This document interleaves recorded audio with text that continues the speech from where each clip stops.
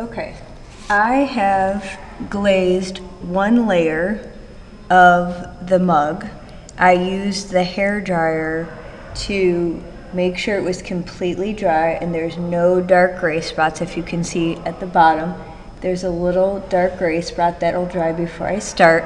But I want you to notice that it's a chalky gray color, and that's what it's supposed to be. It's supposed to be a chalky texture. If it is shiny, it is not dry. And in that case, you can use the hair dryer if it's available, or at the glazing table, I'll have a fan available. So what I did notice is inside the indentations of the circles, they're a little filled up. So I'm going to use my smaller brush to do a second coat, but that's on the outside. So I start on the inside again, and you'll see the difference between the chalky color and the wet glaze is shiny and a darker color, and that's true for most of them.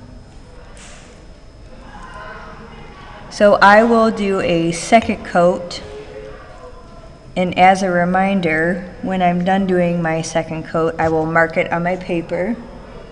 Right here, a little hash mark, so I know I can keep track and I don't have to guess.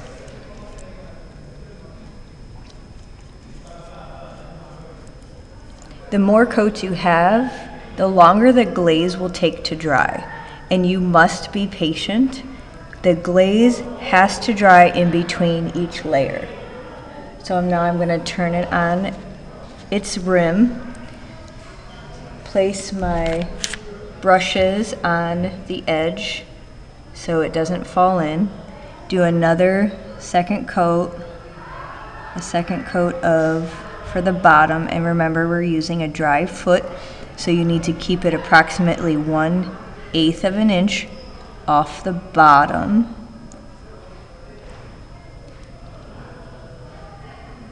Take your time so it can be very neat.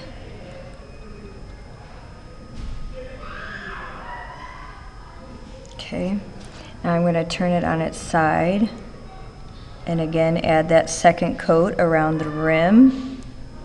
Very slow, using my brush to push the glaze where it needs to go.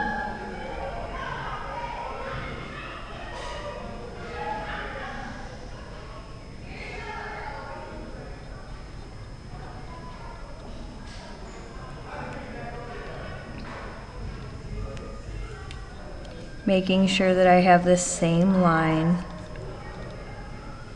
Now, for the dots, I want to make sure that I am not sloppy, so I'm going to use this brush to go inside each one and make sure that it does not overflow to make drips. If you have drips, it'll run down the side and create a look that you don't particularly want. Now if that is your glaze plan, if drips are your glaze plan, you need to say in the glaze plan book.